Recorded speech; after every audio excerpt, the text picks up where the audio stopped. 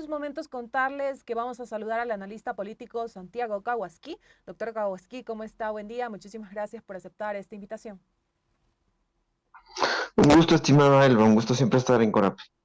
Gracias por acompañarnos. Conversemos un poco sobre la coyuntura nacional. La incursión del gobierno ecuatoriano en la embajada mexicana generó y sigue generando reacciones en contra. En medio de esto, Revolución Ciudadana se declaró en oposición total al gobierno de manera frontal. Recordemos que Revolución Ciudadana fue una de las bancadas que tuvo ese voto fuerte en la aprobación de las propuestas que enviaba el presidente Daniel Noboa a la Asamblea. Esta fricción, ¿qué impacto podría tener en la gestión del presidente?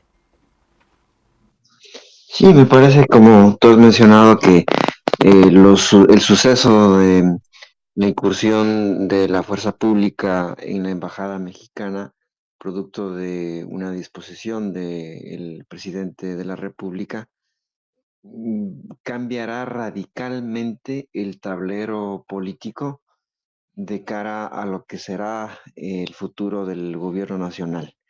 Me parece que con esta incursión lo que queda en evidencia es el talante de cierta manera autoritario de cómo comprende el presidente de la República la política en general y la política exterior en particular. Y creo yo que esta especie de empate paralítico que acaecía con los actores políticos de la Asamblea Nacional y de las organizaciones sociales organizadas también, no va más, porque me parece que la incursión en la embajada hará, como ya está sucediendo, que la apreciación que tienen los sectores políticos y sociales del gobierno se termine de curtir. Los actores políticos y sociales ahora tienen, creo yo, una medida exacta de cuáles coordenadas ha decidido el gobierno transitar respecto a la comprensión que tiene de la política, a la comprensión que tiene del ejercicio gubernamental, a la comprensión que tiene de la gobernanza. Y me parece que eso hará que, por un lado, en la Asamblea se rompa este acuerdo tácito o explícito que había entre la Revolución Ciudadana, el gobierno, el Partido Social Cristiano, y que también en las organizaciones sociales pase algo similar. Existe una conflictividad socioambiental alta en algunas zonas del país, producto de la incursión de algunas empresas mineras. En la Asamblea Nacional se han anunciado juicios políticos a tres ministros de Estado, a la ministra Palencia, a la ministra de Relaciones Exteriores y también al ministro de Defensa, lo cual advierte que esta incursión a la Embajada de México va a cambiar radicalmente el mapa político de aquí en adelante. Ha sido un suceso que no solamente tiene una amplia repercusión internacional, sino que va a predisponer también a los actores políticos internos de manera diferente. Doctor Kawasaki, también consultarle, ¿fue oportuna la reacción de Revolución Ciudadana o fue apresurada? Lo digo porque ciertos sectores veían con buenos ojos esta relación entre el Ejecutivo, el Legislativo y los consensos que se dieron frente a varios temas.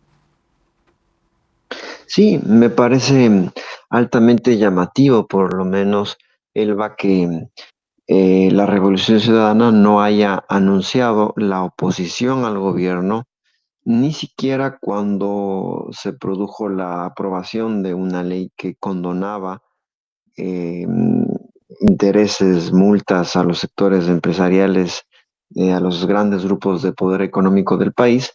No se produjo ahí una ruptura con el gobierno, tampoco se produjo la oposición de la Revolución Ciudadana en una medida altamente costosa para el país, como es el incremento del IVA del 12 al 15%, una medida drástica de ajuste estructural a la economía del país. No se produjo tampoco en esas circunstancias.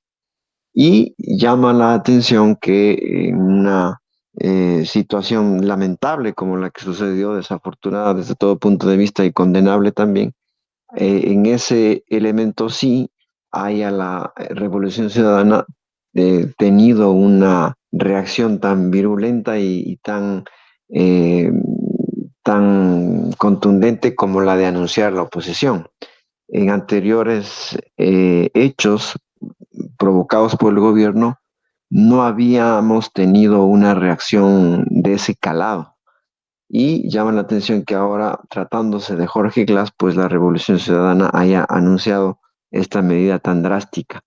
Me parece a mí que el gobierno nacional va a tener que modificar su política de entendimientos con la Asamblea Nacional, va a iniciar seguramente una acción de diálogo con el resto de las bancadas de la Asamblea Nacional con las que imperativamente va a tener que dialogar, que acordar para buscar una nueva mayoría en la Asamblea Nacional que le permita tener gobernabilidad para el resto de sus iniciativas legislativas, porque no solamente que la Revolución Ciudadana ha anunciado la oposición en el legislativo con 3 juicios políticos, sino que también ha anunciado tardíamente la campaña 11 veces por el no. Ha mencionado una de las voceras de Revolución Ciudadana, Viviana Veloz, y creo yo que aunque no están inscritos, porque no se inscribieron en la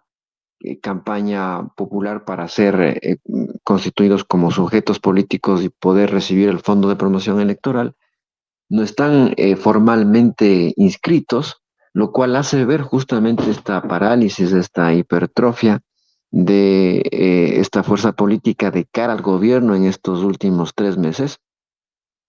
Sin embargo, vemos que ahora han anunciado también, paralelamente a la oposición en el legislativo, también la oposición a la consulta, a las 11 preguntas de la consulta y el referendo. Entonces, me parece a mí que va a tener que primero sortear el escollo de lo que va a suceder el 21 de abril, va a tener que reforzar la estrategia de difusión, de posicionamiento de las preguntas de la consulta a favor del sí, y luego va a tener que hacer un recambio inmediato de la mayoría en el legislativo, buscando que el resto de las fuerzas políticas pueda aglutinarse en función del gobierno. Paralelamente, en la arena social, va a tener que también empezar a, me parece a mí, desescalar esta conflictividad sociopolítica que va en ascenso, producto justamente de una posición de un gobierno que no dialoga. Me parece que eso está de por medio, un gobierno no dialogante, un gobierno que no escucha a los pueblos, a las nacionalidades que están en áreas de conflictividad socioambiental y quiere pues a toda costa emprender en un modelo minero exportador, y eso me parece que va a traer enorme conflictividad en los territorios del país donde justamente ya había anteriormente en otros gobiernos la misma conflictividad. Me parece que ahora se va a atizar aún más la conflictividad, porque no solamente ahora está en proyecto la extracción de petróleo, sino también un plan de explotación de minerales. Y eso me parece que va a agudizar aún más el pugilato, el proceso contencioso con las organizaciones sociales. Doctor Kawaski, también consultarle, teniendo en cuenta todo este escenario, todo lo que se está viviendo, también hoy vimos algunos altercados en la Asamblea Nacional, en la comparecencia de las autoridades, para que expliquen un poco la decisión, en este caso, de incursionar en la Embajada Mexicana aquí en Quito. Teniendo todo este escenario, ¿usted considera desde su análisis que esta fricción, esta ruptura, se podría solucionar o no hay algún camino? Me parece que a nivel internacional aún está por verse cuál va a ser la decisión, pero se anticipa que va a ser una condena unánime de la comunidad internacional al país. Eso hará que el gobierno, digamos, extreme su política económica para buscar recursos.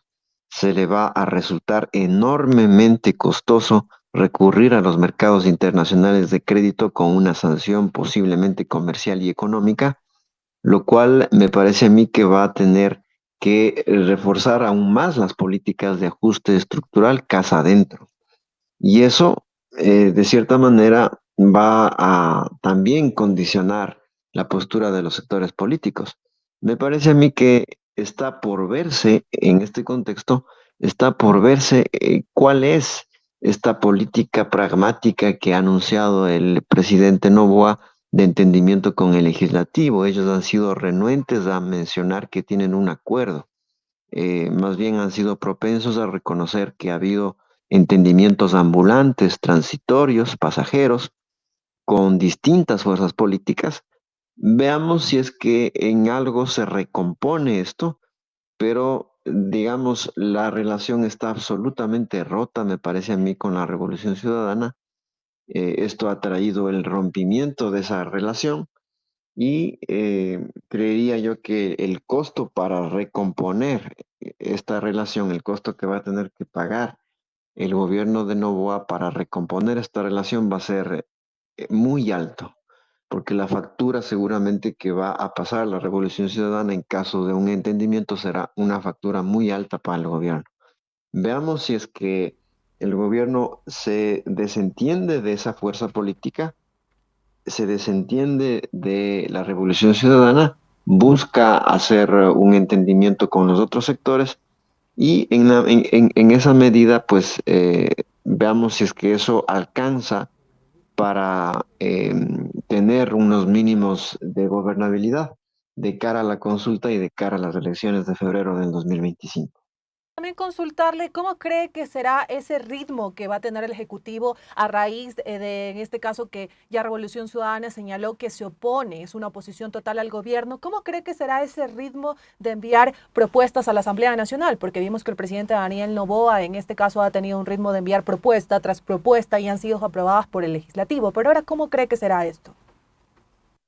El presidente anunció justamente en el inicio de su gobierno que iba a enviar a la Asamblea Nacional al menos dos proyectos de ley por mes.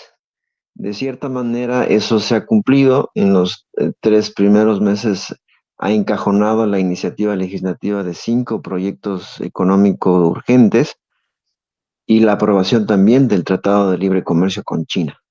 La producción legislativa para la iniciativa del Ejecutivo ha sido alta, me parece a mí, y sin embargo, ahora resultará altamente costoso justamente tener ese mismo ritmo. Ya no va a poder tener ese mismo ritmo a menos que pues busque un entendimiento con Construye, con Pachacuti, con el sector de independientes, con el sector de Avanza en el legislativo, y pues tratar de componer, digamos, esta mayoría, pero esto significará ponerse de acuerdo con más actores.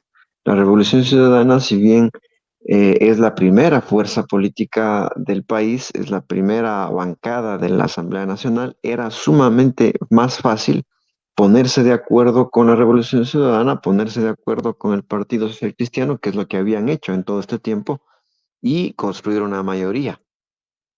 Ahora resultará mucho más complejo prácticamente entablar una relación personal con varios de los legisladores que se declaran independientes y prácticamente eso encarece el costo de la política, encarece la toma de decisiones, ralentiza necesariamente el proceso de construcción legislativa y vuelve justamente más compleja la tarea de la gestión política.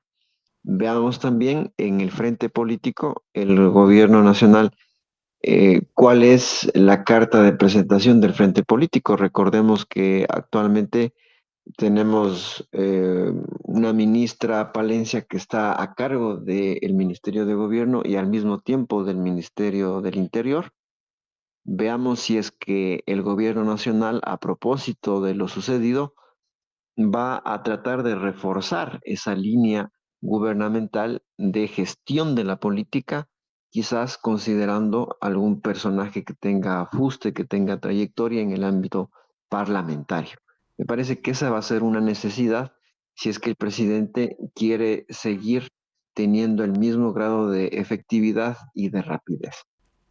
Perfecto, doctor Kawasaki, le agradecemos mucho por su análisis y contarnos también esas lecturas que usted tiene en torno también a esta relación ejecutivo-legislativo una vez que Revolución Ciudadana pues se declaró en oposición total al gobierno del presidente Daniel Noboa. Muchísimas gracias por su tiempo y por atender esta entrevista. Un gusto siempre, querida Elba. Un saludo cordial a la audiencia de Corape.